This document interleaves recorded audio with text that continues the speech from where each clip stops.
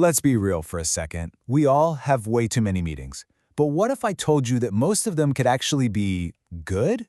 Today, we're going to build the ultimate blueprint to do just that, to turn those meetings you dread into genuinely productive sessions. I mean, come on, you know exactly what I'm talking about, right? You've been there, staring at the clock, wondering why you were pulled away from your actual work for a discussion that is going absolutely nowhere.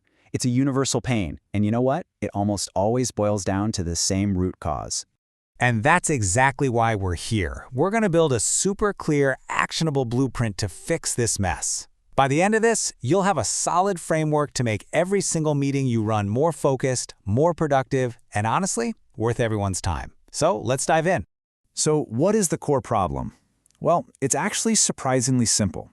Most bad meetings, really bad meetings, suffer from a total lack of planning and maybe even more importantly, a lack of a clear, defined purpose.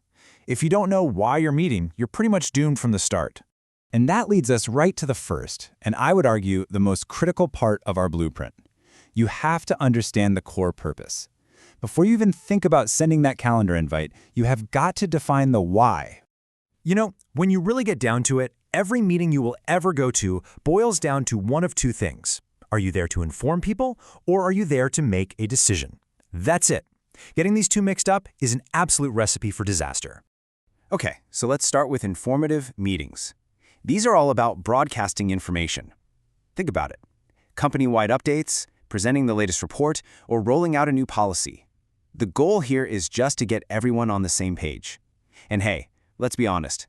These are often the ones that could have been an email, so when you do have one, you've got to make it count. Then, on the other side of the coin, you've got decision-making meetings. This is where the real magic, the real collaboration happens. You're not just passively sharing info here, you are actively in it, working together to hammer out a problem, negotiate a deal, or figure out a path forward as a team. These meetings absolutely demand participation. So knowing your why is a huge first step, but it's only half the battle, right? The other half is all about preparation.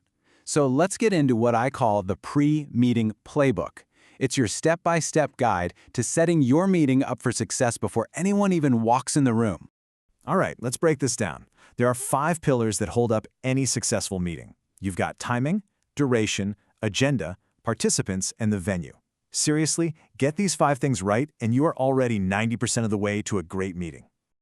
Okay, pillar number 1. Strategic timing. This is so much more than just finding an open slot on the calendar. You want to avoid those low-energy zones, like first thing Monday morning when everyone's just trying to catch up, or late Friday afternoon when everyone's already checked out. And here's a pro tip for you. Try starting at a weird time, like 10:05 instead of 10 o'clock. It's a little psychological nudge that actually encourages people to be on time. Next up, pillar 2 is all about duration. Please, stop defaulting to 60-minute meetings for everything. The length of your meeting should perfectly match its complexity. A quick check-in with a couple of people, maybe that's just 20 minutes. A complex decision with a big group, that might need a full 90. You have to tailor the time to the task and the team. Pillar 3, the agenda. This is your meeting's roadmap. A really great agenda doesn't just list a few topics. It puts them in order of importance, gives people enough context so they can actually prepare beforehand, and, this is crucial, it carves out dedicated time for real open discussion. Pillar 4 is all about the who. Who do you actually invite? Well, that totally depends on your goal. If you're just trying to identify a problem, you want a small, focused group of experts.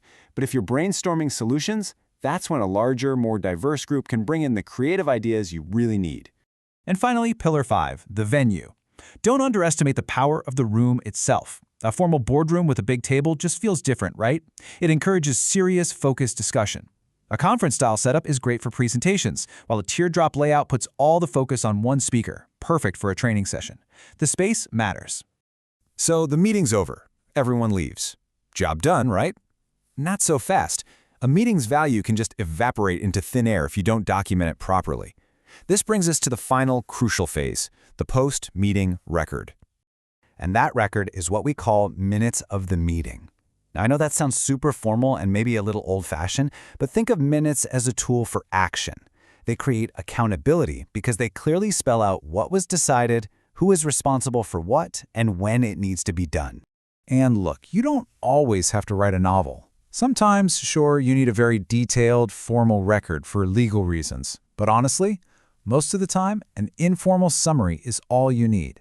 Just a few bullet points covering the key decisions and the action items is perfect for keeping the momentum going. Okay, so when you put all of these pieces together, a clear purpose, solid preparation, and a good follow-up, what's the real payoff here? Well, it's about way more than just saving a little bit of time. So this is it. This is the whole blueprint for success. You start with a crystal clear purpose. You build on that with the 5 pillars of preparation.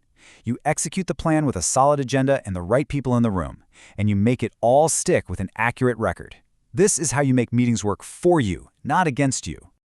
So I want to leave you with this one thought. A bad meeting doesn't just waste an hour of everybody's time. It kills momentum. It crushes creativity.